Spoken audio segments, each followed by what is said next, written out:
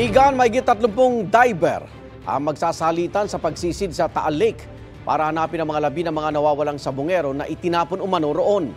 Kahapon may nakitang mga buto sa gilid ng Taal Lake at aalamin kung ang mga butong ito ay tao ba o hayop. May unang balita si Chino Gaston.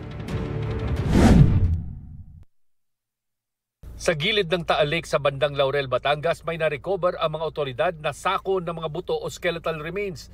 Ayon kay PNP Region 4A Director Brigadier General Jack Wangki, natagpuan ang mga buto sa lugar kung saan sinasabi umano ng whistleblower na si Judy Dondon Patidongan o alias Totoy na dinala ang mga pinatay na missing sabongero bago sila itapon sa Taal Lake. Isa sa ilalim sa pagsusuri ang mga buto na hindi pa malinaw kung sa tao o sa hayop. Nagsagawa ng ocular inspection ng technical divers ng Philippine Coast Guard malapit sa fish cage sa Taal Lake sa bahagi ng Laurel. Sinuri nila ang lalim at kondisyon ng lawa. Ayon sa Department of Justice, inuupahan umano ng isa sa mga suspect sa kaso ang naturang fish cage. Natukoy ng DOJ ang lugar kung saan sisimulan ang paghahanap base sa mga isiniwalat ni Patidongan.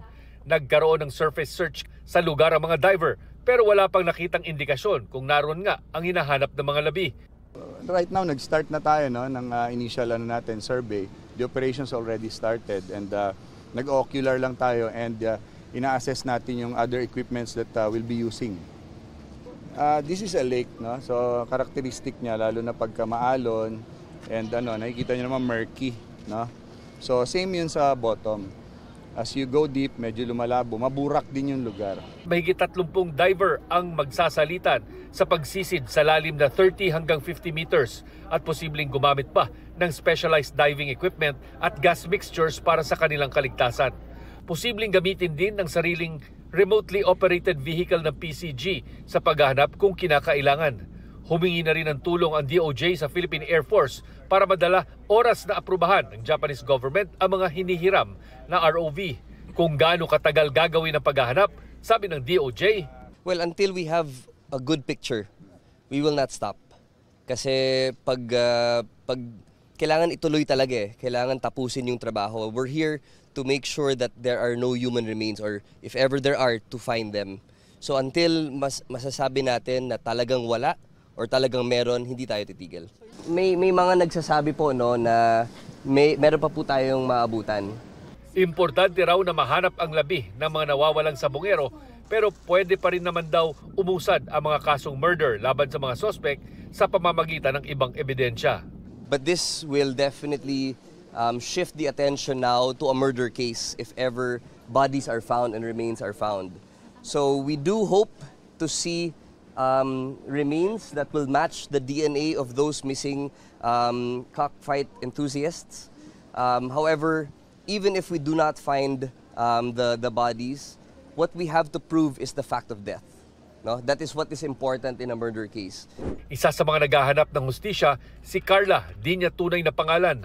Ang anak niya, kabilang sa mga nawalang sabongero sa Manila Arena noong January 13, 2022. Hindi po siya maalis sa puso ko, sa isip ko, araw-gabi po.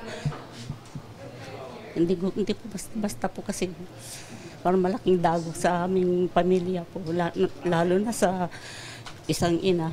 Mas desidido raw siya ngayon na ituloy ang kaso, lalo't tila na buhay ito sa paglutang ng akusadong si Patidongan na handa na ngayong tumistigo. Kasama ni Carla ang iba pang kamag-anak ng mga missing sabongero sa pagpuntak sa PNP CIDG para muling humingi ng tulong sa investigasyon. One thing that the CIDG can assure the family, we will deliver justice for their families, family members. Kung hindi natin mabigyan ng hustisya yan, walang saysay yung pagiging pulis natin dito. Ito ang unang balita, Chino Gaston, para sa GMA Integrated News. Igan, mauna ka sa mga balita, mag-subscribe na sa GMA Integrated News sa YouTube para sa iba't ibang ulat sa ating bansa.